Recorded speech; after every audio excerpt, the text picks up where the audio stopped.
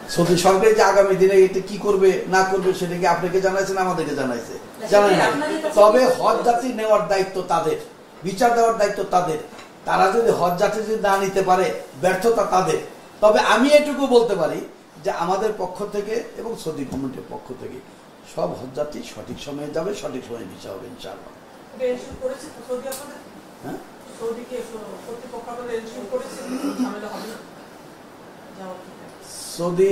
সৌদির স্বার্থে সৌদি নিবে, লাভ কিন্তু সৌদি সরকারের, ওই গভর্নমেন্টের কিন্তু বেনিফিট, আমাদের কোনো বেনিফিট না।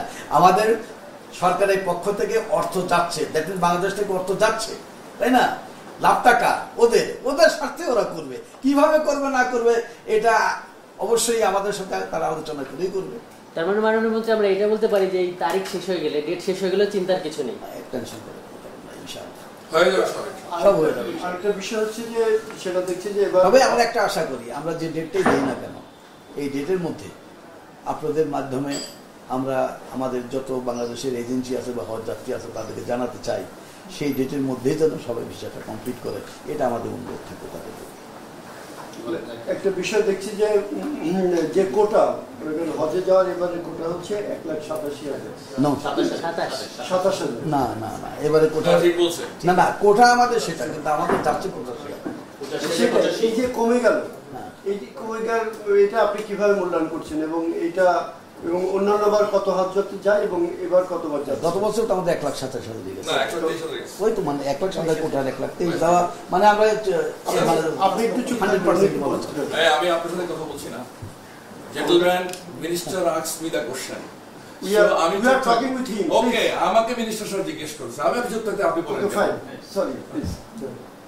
কথা হলো এটুকু যে আমাদের কেন যাচ্ছে এই বিষয়টার একটা দিক আপনি চিন্তা করতে পারেন, সেটা হলো এটুকু, গত বছর তখন 7 লাখ টাকা ছিল আমাদের প্রত্যেক হাজিদের যে আমরা কি বলি এটারে দিয়েছিলাম,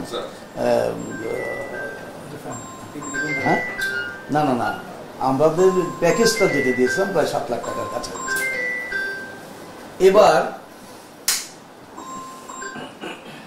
এবার সেটা কমিয়ে আমরা 1,02,000 টাকা কিন্তু কমিয়েছি। অতএব মানুষের ধারণাটা ছিল এমনই যে 7 লাখ টাকা লাগবে, সেই চিন্তা ছিল অনেক কিছু। যদিও কমেছে, তখন তারা চিন্তা করেছে কমলে কি হবে, আমাদের সেই সময়টুকু হাতে পাইনি, এতটুকু কমে যাবে। এটা যদি আগে বুঝতে হয়তো আরো কিছু বেশি হতো। 1 2 নাম্বার কথা হলো এটুকু যে প্রতি বছর প্রতিনিয়ত আমাদের, বিশেষ করে গত 2 বছর, বিশেষ করে গত বছরটা বা চলতি সময়টা ধরতে পারেন, 5 লাখের মতো লোক আমাদের উমরা করতে গেছে। এটা কিন্তু অতীতে কোনোদিন 2 লাখ 3 লাখ 1 লাখ লোকও কিন্তু এইভাবে যায় না। এটা কিন্তু একটা আলাদা আমরা দেখছি যে মানুষের মনোভাব, যে 1.5 লাখ টাকা হইলে আমরা 2 লাখ টাকা হইলে আমরা উমরা করতে পারি। যারা চিন্তা করে যে হজ করতে যাবো, আস্তে আস্তে প্রিপারেশন নিচ্ছে, আবার এদিকে এটাও এই কাজটা কিন্তু তারা করে যাচ্ছে, এরকম হয়তো মানুষের একটা ধারণা। আর তাছাড়া স্বাভাবিকভাবে বাংলাদেশের কথা চিন্তা করি না আমি, সারা বিশ্বের অবস্থা অনেক করি, তুলনামূলকভাবে আমাদের বাংলাদেশ কিন্তু অনেক ভালো আছে ইনশাআল্লাহ। তার ভিতরেও আপনার কিছু সংখ্যক হয়তো কমে যাচ্ছে। এবার আপনারা যখন হজ প্যাকেজ ঘোষণা করলেন তখন যে মূল্যটা ছিল, পরে কি আরো কমিয়েছেন বলছেন? আমরা হজ প্যাকেজ যখন আমরা ঘোষণা করি গত বছরের চাইতে এবারে হজ প্যাকেজের সাথে 1,02,000 টাকা ডিফারেন্স কমেছে। তারপরও যাচ্ছে না, সেটার কারণে সেটার কারণে আমি তো বললাম একটা প্রিপারেশনের বিষয়টা হলো বড়। তারা চিন্তা করছে 7 লাখ টাকা যেতে হবে, কিন্তু আমরা তো প্যাকেজ যখন ঘোষণা করে ফেললাম তখন কমেছে ঠিক, কিন্তু তাদের যাওয়ার নিশ্চিতভাবে যে তারা যাবে এই প্রক্রিয়াটা তারা হয়তো সমাধান করতে পারে না। এই জন্য কিছু সংখ্যক হজ যাত্রী কম যাচ্ছে। এটা আমার একটা ব্যক্তিগত। ওই প্রথম মূল্যায়নটা কি একটু ভুল ছিল আপনাদের? যে 7 লাখ টাকা করেছিলেন, পরে 5 লাখ টাকা। 7 টাকা গত বছর ছিল, তো গত বছর প্যাকেজ দিচ্ছে, এবার তো না। এবার যেটা তুই একবারই দিয়েছে, আমরা 2 বার দিইনি কোনো কিছু। আরেকটা জিনিস আমরা দেখলাম যে মানে সরকারিভাবে যারা হজে যাচ্ছে তাদের সেবা বা নানা কার্যক্রমের জন্য প্রতি বছরই নানান প্রভাবশালী মহল, মন্ত্রী, সচিব তাদের লোকজন যে পাঠায়, আবেদন পাঠানোর বক্তব্য দিয়েছেন 5,000-এর মতো আবেদন। এবার আসলে কি, এবং এখান থেকে প্রত্যেকের পিছনে তো 5 লাখ টাকা খরচ হচ্ছে সরকারিভাবে যদি তারা যেভাবে যায়, তো সেক্ষেত্রে এবার কি করছেন আপনারা? এবং এটা নিয়ে সমালোচনা হচ্ছে যে এরকম যাদের কাজ নাই তাদেরকেও পাঠানো হয় আর কি। না, এটা বলতে হবে। যেমন একজন বলেছিল যে আপনার পিয়ন যাচ্ছে কেন, তাহলে সরি কিছু মনে করেন না, আমার এখানে পিয়নে যে কাজটা করে ওখানে তো পিয়নে সেই কাজটাই করবে। এবং আমাদের মক্কায়, জেদ্দায়, মদিনা 3 জায়গায় প্রতিটা 3 ভাগে বিভক্ত হবে। 3 জায়গায় বিভক্ত করে দিলে কত লোক দরকার সে তার এই হিসাবটা বুঝে না, হয়তো অনেকে সে কারণে বলে এটা। আমরা আগের চাইতে 111 জন আমরা কম দিচ্ছি না, তার চেয়ে বেশি আমরা অর্ধেক করে দিচ্ছি। গতবারের অর্ধেক দিচ্ছি আমরা। গতবার ছিল 1,23,000 ছিল, আমরা অর্ধেক তো আমাদের যাচ্ছে না, অর্ধেক বেশি যাচ্ছে, আমরা অনেক বেশি যাচ্ছে, কিন্তু আমরা অর্ধেক করে দিচ্ছি। আমরা আগের চাইতে তুলনামূলক কম দিচ্ছি। টুডে টুমারও আমরা এটা ভাবছি আরো কম নেওয়া যায় কিনা সে বিষয়ে আমরা চিন্তা করি। আপনার মন্ত্রণালয় তো রিলেটেড কাজে তারা করবে, অন্যান্য মন্ত্রণালয় থেকে বিভিন্ন শাখা না এগুলো সেগুলোর কি অবস্থা? সবকিছু 5,000 আবেদন করেছিল আপনারা কি করেছেন? না 5,000 আবেদন না, এই যে এই তথ্যটা কিন্তু ভুল, কোনো আবেদন পড়েনি। আমি কোথাও সুপারিশ, হ্যাঁ, অনেকেই আমাদের কাছে প্রেয়ার দিয়েছে, হ্যাঁ, তা আমরা সেগুলো অ্যাকসেপ্ট করি না। এটাই তো বিষয়, আমরা সেটাই অ্যাকসেপ্ট করেছি যেটা আমাদের সাথে রিলেটেড। এটা হলো এক। আবার এর ভিতরে কথা আছে, যারা হয়তো 1বার 2বার গেছে তাদেরকে না দিয়ে যারা যায় নাই তাদেরকে আমরা দিয়েছি, এইভাবে করেছি। তবে এই সিস্টেমটাও আগামী বছর আরো অনেক চেঞ্জ করে ফেলবো ইনশাআল্লাহ, যাতে করে কোনো আবেদন দেওয়ার সুযোগ কেউ দেওয়া। গত বছর আপনাদের কত গিয়েছিল আর এই বছর কত আপনাদের থেকে যাচ্ছে? সরকারিভাবে কতজন হজে যাচ্ছে?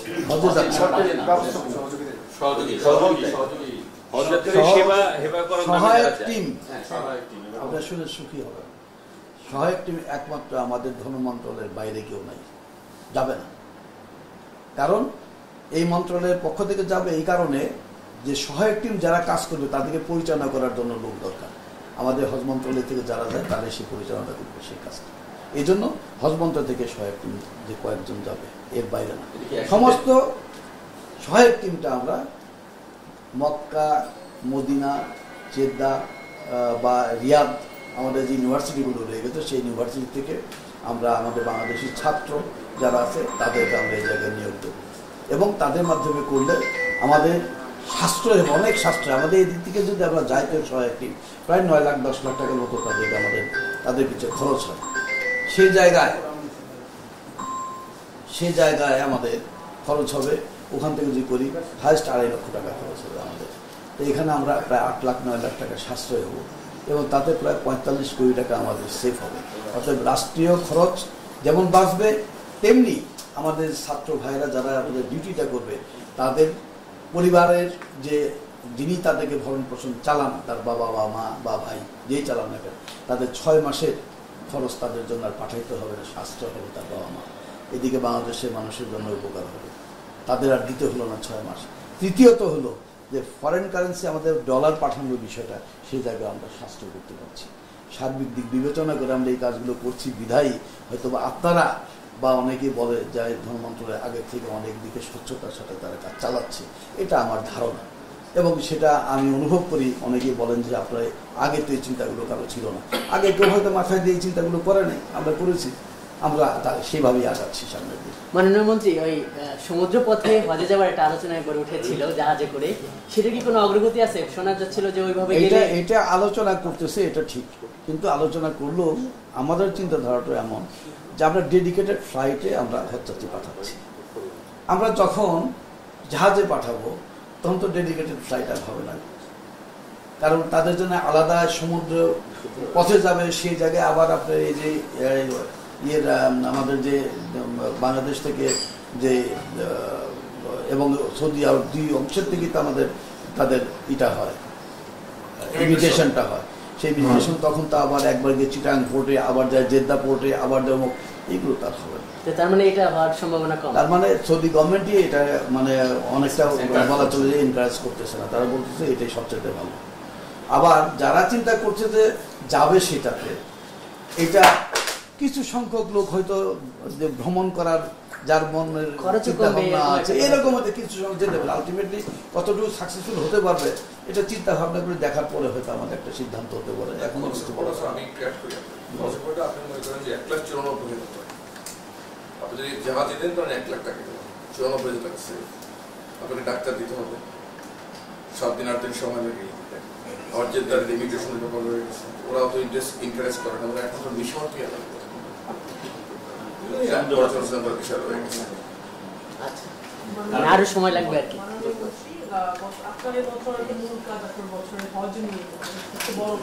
না সরি, এই কথাটা আমি না, বড় কাজ এটা বলতে পারে, কিন্তু মূল কাজ বললে এটা অনেক উইন আছে, আমাদের সারা বছর কাজ আছে। বড় কাজই এটা। সেক্ষেত্রে গত বছর আপনি হজযাত্রীদের খুব স্মুথলি হাজিরা হজ করতে পেরেছে, আপনি প্রতিমন্ত্রী থেকে সেটা পুরস্কার স্বরূপ মন্ত্রী হয়েছেন। এবছর তো আবার সেই মন্ত্রী হওয়ার পরে হজ হচ্ছে, আপনি এবছরে হজটা হাজিদের জন্য কত স্মুথ করতে পারবেন? এটা একটা ভালো কথা বলছেন আপনি, আমরা অ্যাপ্রিসিয়েট করি আপনাকে। প্রতি বছরই তো হজযাত্রী যায়, তাই না? এক এক সময় এক একটা ইস্যু নিয়ে আপনি অসুবিধার সৃষ্টি করেন, এবং সেগুলোকে আমরা সামনে রেখে যাতে সেই অসুবিধাগুলো না হয় এটা দূর করার জন্য সেই আমরা চিন্তা ভাবনা করে আমরা সেগুলোকে যাতে এই সম্মুখীন ওইরকম খারাপ কোনো কিছুর সম্মুখীন হতে না হয় তার জন্য আগে থেকে আমরা প্রস্তুতি নিয়েছি। তারপরেও যা হবে না এমন কথা কেউ বলতে পারে না, 100% সুন্দর স্মুথলি হবে এই কথাটা কেউ বলতে পারে না। তো আমরা চেষ্টা করছি যে কোনো অবস্থাতেই অতীতের প্রস্তুতির চাইতে এবারের প্রস্তুতি একটু ভিন্ন, কারণ আমরা খতিয়ে দেখেছি কোথায় কোথায় কি ত্রুটি আছে, এবং শুধু আমরা করিনি, যারা আমাদের টিমের সাথে যান তাদের প্রতিবেদন থাকে, তাদের প্রতিবেদনকে আমরা পর্যালোচনা করেছি, সেই প্রতিবেদনের পর্যালোচনার পরিপ্রেক্ষিতে কোথায় কি অসুবিধা সুবিধা এইগুলোকে আমরা করেছি, ইন্ডিকেট করেছি, করে এটার উপর আমরা কাজ করেছি, কাজ করে তারপরে সেটা সমাধান কিভাবে করা যায় সেই চিন্তা করে আমরা সামনে দিয়ে স্পেসিফিক একটা ছোট্ট একটা উদাহরণ দিয়ে বলবেন যে কি চেঞ্জ হয়ে, মানে নতুন সিদ্ধান্ত কি নিয়েছেন যাতে স্মুথ হবে?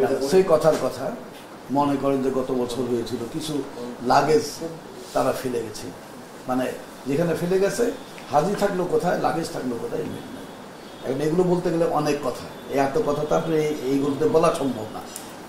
হাজি যাবে যে ডেডিকেটেড ফ্লাইটে যাবে, সে যাওয়া মিস করছে, যেতে পারে নাই, পরে সে অন্য ফ্লাইটে চলে গেছে, তার লাগেজ চলে গেছে কোথায় আর সে থাকলো কোথায়, এই সমস্ত কারণ হয়েছে। এইগুলো যাতে না ঘটে সেগুলোর ব্যাপারে আমরা মানে সচেষ্ট। লাস্ট হলো শেষের দিকে আমরা যেটা দেখি যে আপনার ফ্লাইটের সমস্যা দেখা দেয়, তাতে অনেকে যেতে পারে না, মানে এজেন্সিদের কারণে।